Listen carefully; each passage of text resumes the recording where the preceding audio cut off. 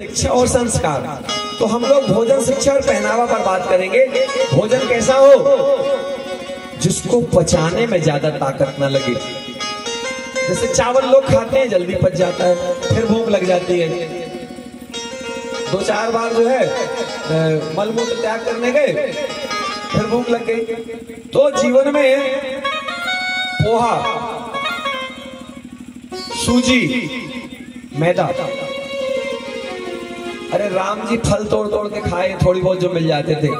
आप लोगों को जो है, आप लोगों को ये बताया जा रहा है कि आप लोग भोजन ऐसा हो सरलता से उपलब्ध हो जाए, भोजन सरलता से उपलब्ध हो जाए। और जब भोजन सरलता से उपलब्ध हो जाएगा, आप समझिए कि आपको बहुत ताकत नहीं लगेगी भोजन पचाने में। शिक्षा ऐसी है जिससे आपका जीवन बदले, आपके जीवन में परिवर्तन आए, क्रांति लाने वाली शिक्षा होना चाहिए। राम जी कौन सी क्लास तक पढ़े थे बताइए, किसी को पता है? राम जी के पास कौन कौन सी डिग्री थी पता है? राम जी के पास कोई डिग्री नहीं। राम जी खुद एक डिग्री है। जहां खड़े हो जाए वही बोले राम जी। राम जी के पास किसी बैंक का एटीएम नहीं है। ये खास बात है। क्या है? क्योंकि गुरुकुल में पढ़ने वाले हैं, और जो गुरुकुल में पढ़ते हैं वो देवता बन जाते हैं। राम जी गुरुकुल में पढ़े, कृष्ण जी गुरुकुल में पढ़े। जो लोग भी गुरुकुल में पढ़े हैं उन लोगों के जो है उनका जीवन ही अलग रहा है। आज स्कूल में पढ़ने वाले बच्चे और तो और हमारी कुछ माताएं जो पढ़ाती भी होंगी या नहीं पढ़ाती होंगी, तो आसपास संपर्क में लोग होंगे। शिक्षा, राम जी पढ़े तो क्या है गुरुकुल में, क्लास नहीं बदली, और क्लास नहीं बदली लेकिन जीवन बदल गया। आज क्लास तो बदल जाती है लेकिन जीवन नहीं बदलता है। तो बदलना क्या, क्लास बदलना है या जीवन? आपको बताएं, और पहले ही बता चुके हैं। ये भैया लोग बैठे हैं, दोनों बालक, ये दोनों बालक हैं, ठीक है। एक बड़े महाराज जी और एक साईं राम जी। इनसे हम हमेशा कहते हैं पास होने के लिए मत पढ़ो, डिग्री कोई दिक्कत नहीं, ऐसा ज्ञान अर्जित करो जैसा राम जी ने किया, जैसा कृष्ण जी ने किया, और मर्यादा में बंधे रहो। हमने आपसे बताया इनको साथ में लेके चलने का कारण ही यही है। 2 फायदे थे, हमने इन्हीं को बताया। जबकि लोग बताते हैं, हमने कहते हैं सबसे पहला फायदा, पिता को चिंता होती है कि मेरा लड़का क्या कर रहा होगा, ठीक है, तो साथ में बैठे तो पता ही क्या कर रहे हैं। दूसरा, पिता कैसा बनाना चाह रहा है, तो पिता जैसा है वैसा अपनी संतान को बोल कर नहीं आचरण से उपदेश दे। तो बच्चे जैसे जब आप लोग सीख रहे हो, आप लोग समझ रहे हो, तो इनको भी तो शिक्षा मिलेगी, इनके भी तो समझ में आएगा। कल ये कुछ नहीं बनेंगे, लोभी नहीं बनेंगे, मेरे को इतने में खुशी मिल जाएगी। हम कहते हैं बेटा कुछ मिले तो सबसे पहले तुरंत आधा बांट दो, आधा तुरंत, क्योंकि पूरा अपना नहीं है, पूरा ही नहीं है अपना। पूरा मतलब समझ रहे, एक भी हमारा नहीं है। जो कुछ भी यहां है उसमें हमारा अधिकार नहीं है। हमको मिल रहा है हमारा जीवन यापन हो। बात कठिन है, कड़वी है, और कड़वी और कठिन बात से ही जीवन बदलता है। आपने खूब अच्छे नंबर पा लिए नकल कर करके। हमारी बेटियां खूब नकल करती नहीं करती, नकल करती हैं हमारी बच्चियां। बोले बच्चियों को लोग चेक भी नहीं करते, मैडम सब लोग तो बढ़िया लुका लुका के जो है नकल ले जाती हैं। और हमारी माताएं कई पास हुई होंगी नकल कर करके, ठीक है, कोई दिक्कत नहीं, आप पास हो गए, आपका जीवन कट गया।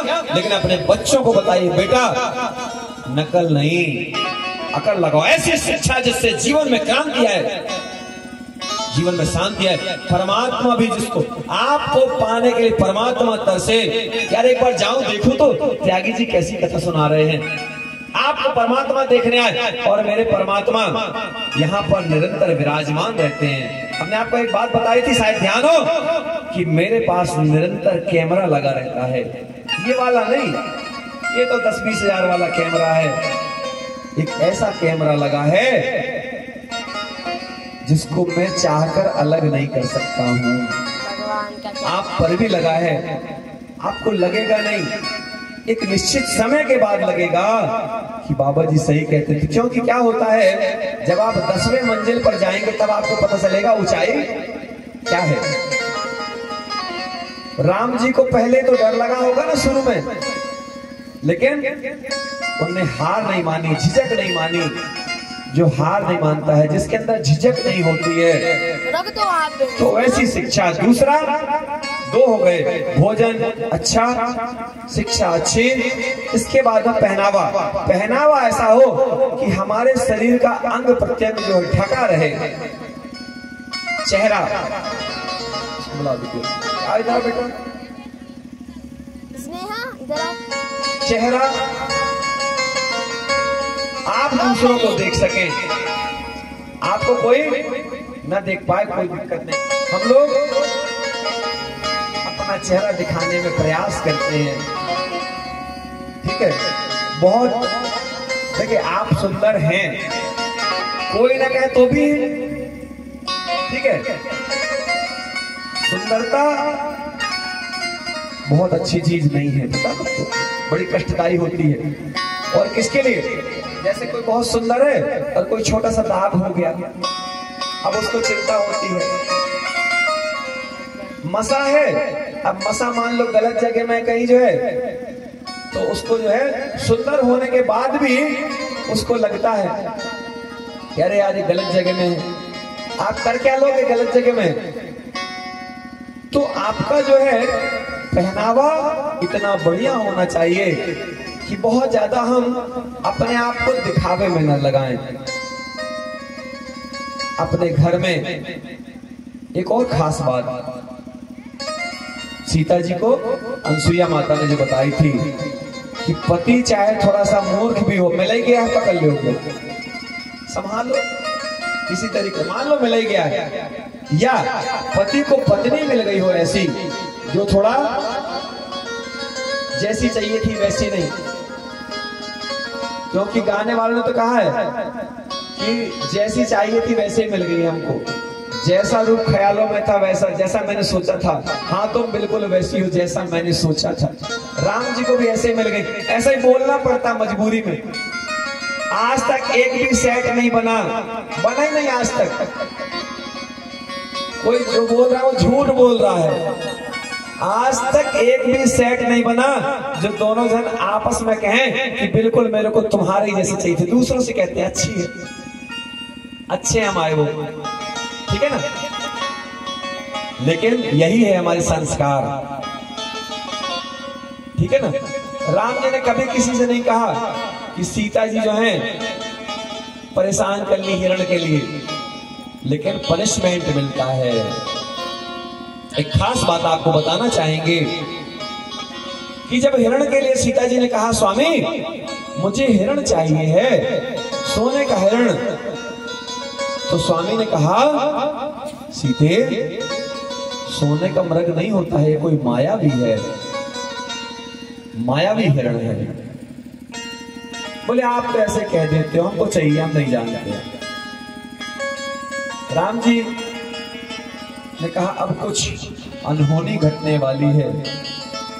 समझाया नहीं ज्यादा, उन्होंने अपनी तरफ से प्रयास किया और जाते समय लक्ष्मण जी को कहा लक्ष्मण एक काम करना, मैं जा रहा हूं हिरण के पीछे, तुम अपनी भाभी का, अपनी भाभी माँ का ख्याल रखना।